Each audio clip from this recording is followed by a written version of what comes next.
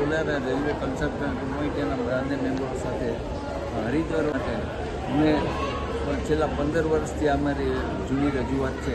એ રજૂઆતની માંગણીને લઈને અમને 1 મહિના માટે 4 માસ માટે જે અમને ટ્રેન ફાળવી છે તેમાં ખાસ કરીને મહત્ત્વનો ફાળો સોશિયલ મીડિયા, પ્રેસ મીડિયા અને ઇલેક્ટ્રોનિક મીડિયાનો બહુ મહત્ત્વનો ફાળો છે.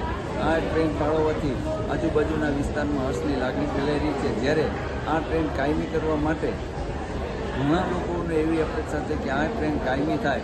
જેમાં કાયમી થવાથી આ ટ્રેનની અંદર જેમ કે સોમનાથથી હરિદ્વાર અને સાથે સાથે કેટલા તીર્થધામ યાત્રા જોડાયેલા છે, જેમ કે અજમેર, ખાટુ શ્યામ, સાળંગપુર એવા અનેક સ્થળોથી સાથે જોડાયેલા છે. એમ દિલ્હી, અમદાવાદ સાથે ઉદ્યોગિક અને વેપારિક મિત્રોને સાવ મોટો લાભ મળે છે.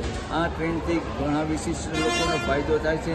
હવે જ્યારે આપણા દેશના વડાપ્રધાન નરેન્દ્ર મોદી વિકાસની યાત્રા ગતિમાન કરી રહ્યા છે, તો મને આપના રેલવે મિનિસ્ટર અને રેલવેના તમામ અધિકારીના સાંસદ સભ્યશ્રીઓ, સૌરાષ્ટ્રના તમામ સાંસદો, તમામ ધારાસભ્યોથી મને આશા છે કે આ કાયમી ટ્રેન કરવા માટે પૂરો સહયોગ આપશે અને આ ટ્રેન કાયમી થાય એવી મેં રેલવે કમિટી વતી બંને સાથી જેમ કે મારા લાલચંદભાઈ પરશુરામ અને મારા પરમ મિત્ર